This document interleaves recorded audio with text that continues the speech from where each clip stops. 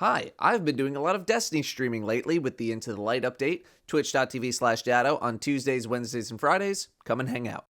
Hello everyone, today I have two questions that I've been asked quite a lot. So we're going to do a little Destiny Q&A medley here, starting with the Legend 10 versus Legend 50 farming debate. Recently, Bungie buffed Legend Onslaught by increasing the amount of drops you get from completing a run. If you complete a Legend Onslaught, you should be getting about 17 drops worth of currency and weapons. The reason this is a big deal is because until that point, the most time-efficient way to farm for Brave weapons was to load into Legend Onslaught, do 10 or 20 waves, leave, and then come back in. Onslaught is at its easiest at the start, and the bonus for going the distance wasn't really worth it. So, how about now? Here's what I have to say about it. First off, if you're in a team that isn't capable of consistently beating Wave 50 in the first place, you should be stopping at whatever boss you think you can handle. If you're losing somewhere in the 40s or somewhere in the 30s, wherever it is, you should kill that boss and then reset. If you wipe on like 35 or 43, if you end your run on a wave that doesn't result in a big loot drop, then the time spent in those 5 or so whatever waves will result in no items at all. While Bungie did make it so that every wave has an increasing chance to give you a drop after any given wave completion, this isn't something to really rely on as a consistent loot drop, so it's tough to evaluate how worthwhile it is to stick around hoping for that drop. Next, we gotta check some drops per 10 minutes of farming. Let's say your success rate is high enough in Legend 50 that you are gonna run it for drops. That means you're also probably pretty good at spamming Legend 10 runs. I've been able to do Legend 50s as of recently in about an hour, so we'll use that as our baseline. You get 12 weapons plus 40 tokens plus another weapon, that's 17 drops worth of items, 17 drops in 60 minutes, that's just shy of 3 drops per 10 minutes of farming, 2.833 repeating. I use 10 minutes as a reference because that's approximately how long it takes me to clear the first 10 waves in Legend, although I'm not in a giga extreme farming team like pretty much ever, so this is just my time doing it normally. I've asked my peers, as they said they were often doing Legend 10 farming, and they were getting 10 minutes as well, although they were also not going super tryhard. This gets you 2 drops, which is obviously less than 2.833 drops per 10 minutes. If we want to mathematically figure out the rate at which we need to clear Legend 10 to keep pace with a drop rate of 2.833 repeating, we just need to reverse engineer our setup. A little cross multiply, and we get 17x equals 120, divide by 17, and boom, a little over 7 minutes per run of Legend 10 to match the rate of Legend 50 if you can clear Legend 50 in an hour. If we want to go the other way, if you take longer than 85 minutes to clear Legend 50, then you are going slower than just doing Legend 10 in 10 minutes in terms of items per 10 minutes. So if you're faster than 85 minutes per clear, do Legend 50, assuming you can clear it every time.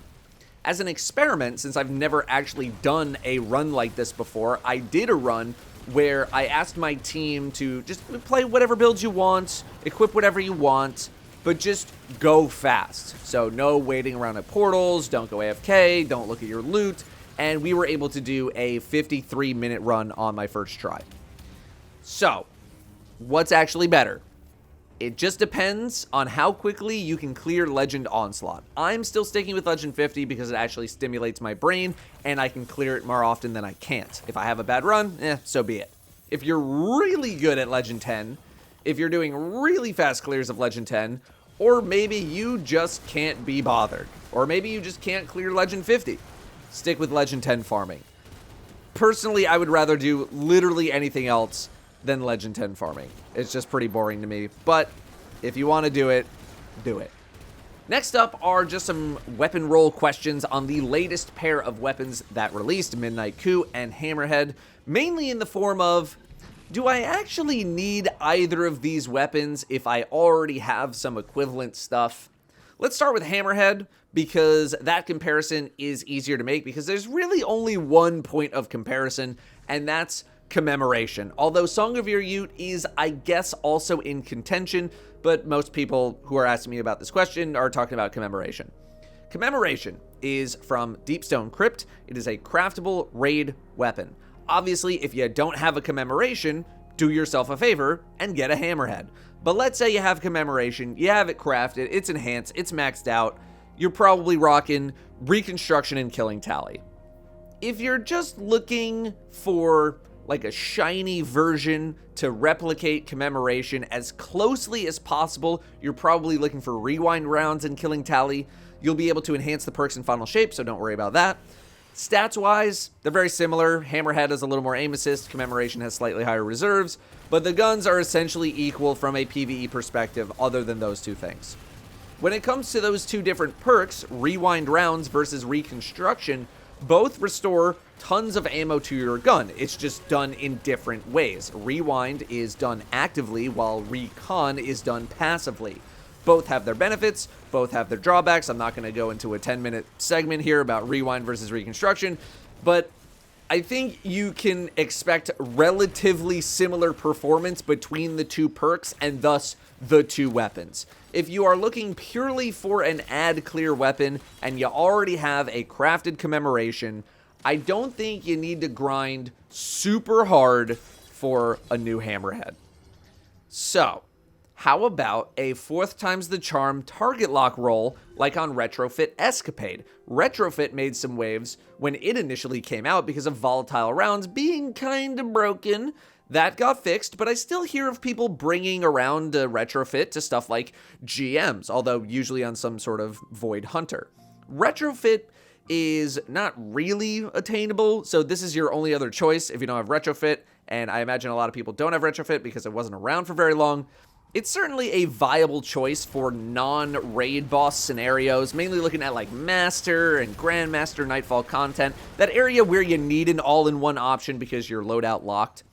But I'm not really sure we're in a machine gun as raid boss DPS meta right now with the plethora of other options available. Although, if we happen to get an encounter with a really long damage phase, I could see this getting brought up. Similar could be said for any kind of a surrounded role, but then you also need an encounter where surrounded is viable and also machine guns are viable. I don't think it would be the worst idea to grab a 4th times the charm target lock roll, toss it in the vault. Worst case scenario is that we do the new raid, machine guns aren't a damage option, and you just toss it. Best case is you have what arguably might be a top contender for a damage weapon in the raid. Okay, but what about the double damage action of Rampage and something else? I've been running with Rampage and Onslaught, ramped up damage and rate of fire, and I do have some thoughts. When you can get this thing fully revved up, X3, on both perks, it cooks. It absolutely cooks. It is forced cookery. You can't help it. But the fun runs out really quickly if you don't have some way of instantly reloading the weapon, preferably fast enough to be able to keep the buffs and keep the gun rolling. I'm looking at you, Hunter Dodge, maybe some sort of threat of ascent situation if you're on Strand, whatever it might be. Without that, you're a machine for about 3 seconds, and then the fun's kind of over. I've enjoyed creating those moments, though, and I do think it's a really fun novelty weapon. And it goes beyond novelty in later rounds of Legend Onslaught. It starts to gain value for clearing out junk enemies like Acolytes and Vandals, Marauders, stuff like that, since those enemies do get a lot tankier.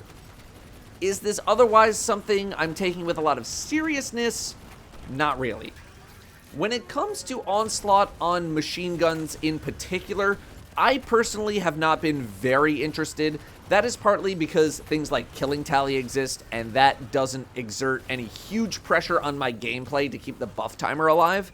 I would gladly take the consistency of Killing Tally over the bursty nature of Onslaught. But also, I'd like to be efficient with my power ammo. I preferred that my shots hit as hard as possible versus throwing out ammo faster to kill my targets, generally speaking, in most pieces of content.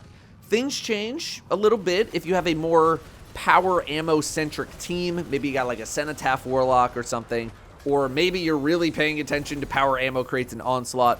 But very generally speaking, I prefer my machine guns to hit like a truck, and I want as much of my ammo to stick around for as long as possible. I'm certainly not going to stop you if you want to roll with Onslaught, though, because it's not a bad perk.